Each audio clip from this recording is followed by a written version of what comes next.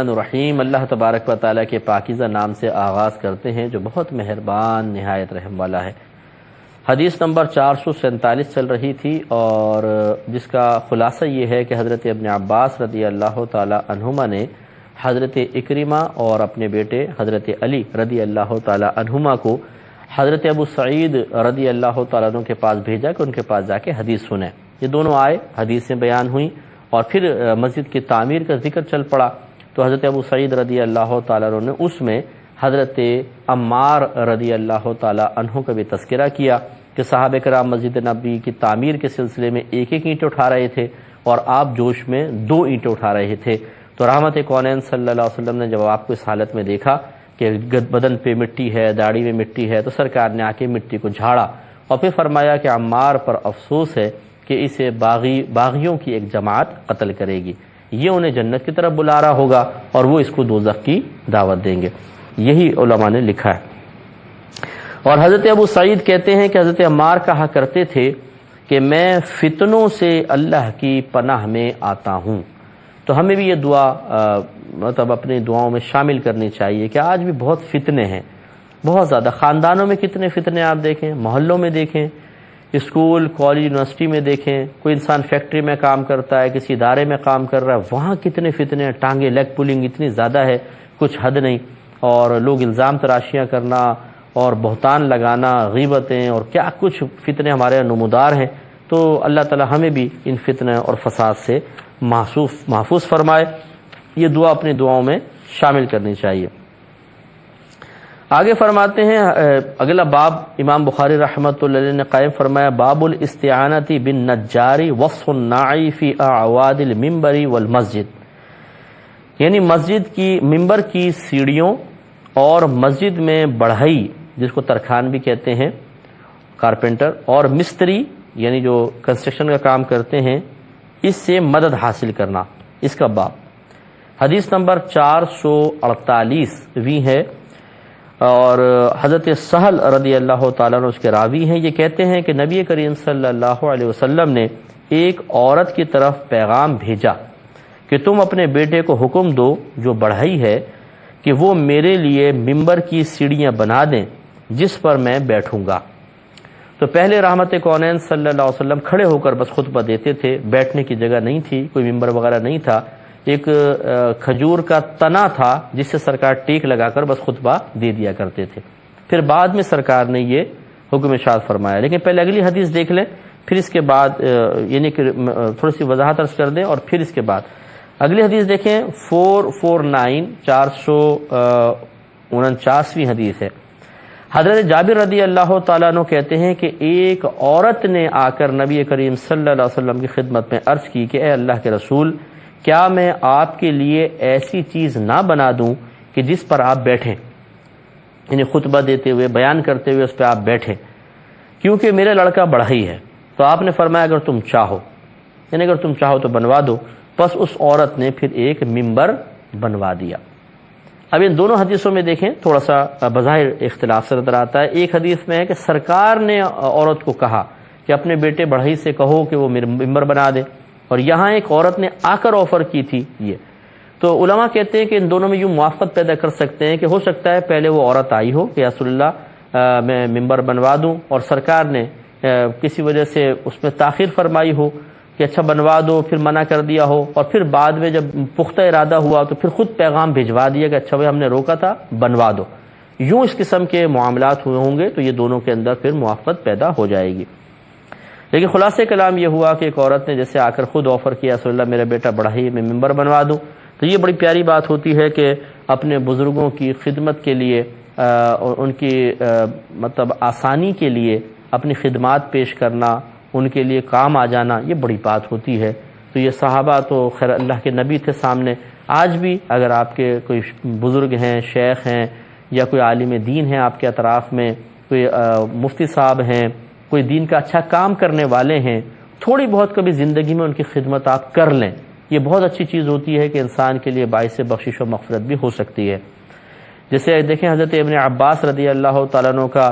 کی حدیث ہم نے بیان کی تھی کہ آپ نے پانی سرکار کی خدمت میں پیش کر دیا وضو کے لیے، سرکار خوش ہوئے ان کو سینے سے لگایا اور دعا دی کہ اللہ تعالیٰ اس کو قرآن کا فہم عطا فرما دے۔ تو یہ خدمت کے بظاہر بدلے میں ایسا ہوا۔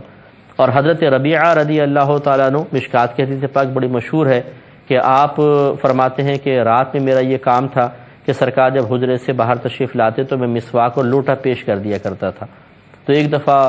سخت سردی کی رات تھی، سرکار باہر تشریف لائے تو میں نے فوراً لوٹا پیش کیا، تو بس یہ خدمت سرکار کی بارگاہ میں مقبول ہو گئی، اور سرکار نے فرمایا سل ربیعہ، مانگ کیا مانگتا ہے؟ تو میں نے عرض کی کہ رسول اللہ صلی اللہ علیہ وسلم میں آپ سے جنت میں آپ کی رفاقت مانگتا ہوں، پڑوس۔ سرکار نے، حدیث کا مفہوم یہی ہے، سرکار نے فرمایا کہ اور اس کے علاوہ؟ تو میں نے کہا رسول اللہ جب یہ میرے لیے کافی ہے کہ جب مجھے آپ کی رفاقت مل جائے تو مجھے اور کسی چیز کی کیا ضرورت ہے۔ اس میں بھی آپ دیکھیں کہ خدمت کے بدلے میں سرکار نے ایک جنت کی بشارت عطا فرمائی۔ یوں ہی رحمت کونین صلی اللہ علیہ وسلم اس ممبر کے بننے سے پہلے جس کھجور کے تنے سے اپنی پشت مبارکہ لگا کر خطبہ دیا کرتے تھے، جب ممبر بنا تو صحابہ خود کہتے ہیں کہ وہ ستون رونے لگا، اور اتنی زور سے رویا کہ ہم نے اس کی آواز خود سنی، اور وہ اس طرح بل بلا کر رو رہا تھا جیسے اونٹنی سے اس کے بچے کو دور کر دیا جائے تو اونٹنی روتی ہے۔ تو پھر نبی کریم صلی اللہ علیہ وسلم یعنی راوی کہتے ہیں سرکار اس کے پاس گئے اور اس کو سینے سے لگا لیا تو وہ خاموش ہو گیا۔ اس کے بعد رحمت کونین صلی اللہ علیہ وسلم نے صحابہ کرام سے فرمایا کہ میں نے اس کو یہ کہا کہ اگر تو چاہے تو تجھے زمین میں لگا دیا جائے، تیرے پتے نکلیں گے، پھل نکلیں گے اور لوگ تیرے پھل کھائیں گے، اور اگر تم چاہو تو تجھے جنت میں لگا دیا جائے اور وہاں محبوبان خدا تیرے پھل کھائیں۔ تو اس تنے نے مجھ سے کہا کہ میں چاہتا ہوں کہ آپ مجھے جنت میں لگا دیں۔ اس کے بعد سرکار نے اپنے ممبر کے سامنے زمین کھدوا کے اس میں اس ستون کو دفن کر دیا تھا۔ تو دیکھیں قدمین سرکار صلی اللہ علیہ وسلم میں وہ ستون رہا، اور اب رحمت کونین صلی اللہ علیہ وسلم کی بشارت کے مطابق وہ جنت میں ہوگا۔ تو حالانکہ اس نے تو کوئی خدمت تو نہیں کی تھی، لیکن اتنا ضرور تھا کہ سرکار نے اس کی خدمت کو اس انداز سے قبول کیا تھا کہ اپنی پشت مبارکہ اس سے لگا کر خطبہ دیا کرتے تھے۔ وہ فراق میں رویا تھا۔ حضرت خواجہ حسن بصری رحمۃ اللہ علیہ اس واقعے کو بیان کر کے لوگوں کو مخاطب کر کے ارشاد فرمایا کرتے تھے کہ اے لوگوں ذرا غور کرو کہ ایک تنا تو فراق رسول میں رو کر جنت پالے، اور ہم اشرف المخلوقات ہو کر یہ اس طرح نہ کر سکیں۔ تو اس لیے معلوم یہ ہوا کہ بزرگوں کی خدمت کرنے میں بڑا اجر و ثواب ہے۔ کوئی زندگی میں ایک بار تو کسی کی خدمت آپ کر لیں۔ میں ایک ترغیب کے لیے حدیث عرض کر دیتا ہوں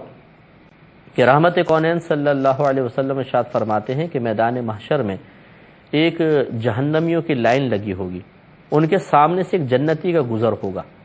تو ان جہنمیوں میں سے ایک شخص آگے بڑھ کر اس کے پاس جائے گا اور کہے گا کہ اے بھائی کیا تو نے پہچانا میں کون ہوں؟ تو وہ جنتی کہے گا بھی میں نے تو نہیں پہچانا، کون ہے آپ تعارف کرائیں۔ تو وہ کہے گا کہ یاد کرو کہ میں نے دنیا میں ایک مرتبہ تمہیں پانی پلایا تھا۔ تو اللہ تعالیٰ کے کرم سے اس جنتی کو یاد آ جائے گا، وہ کہے کہ ہاں مجھے یاد آیا، تو اب تم کیا چاہتے ہو؟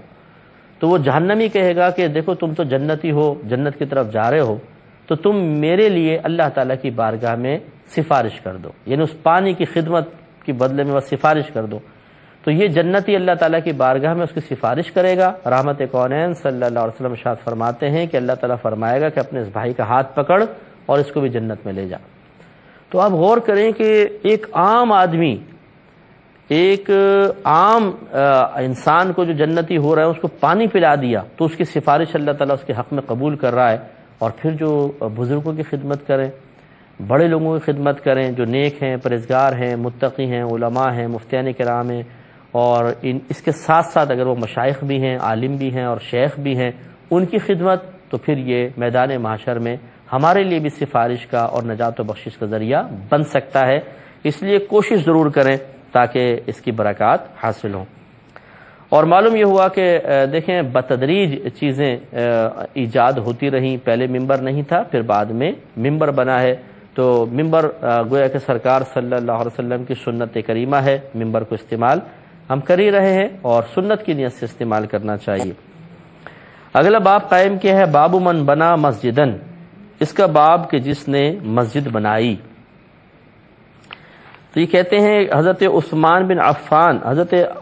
عبید اللہ خولانی یہ اس کے راوی ہیں، کہتے ہیں کہ حضرت عثمان بن عفان رضی اللہ تعالیٰ عنہ سے میں نے سنا، وہ بیان کرتے ہیں کہ جب انہوں نے رسول اللہ صلی اللہ علیہ وسلم کی مسجد بنائی اور لوگوں نے ان پر اعتراض کیے تو انہوں نے فرمایا کہ بے شک تم نے بہت اعتراض کیے ہیں، اور میں نے نبی کریم صلی اللہ علیہ وسلم کو یہ فرماتے ہوئے سنا ہے کہ جس نے مسجد بنائی، راوی کہتے ہیں میرا گمان ہے انہوں نے فرمایا، اور وہ مسجد بنانے سے اللہ کی رضا طلب کرتا تھا،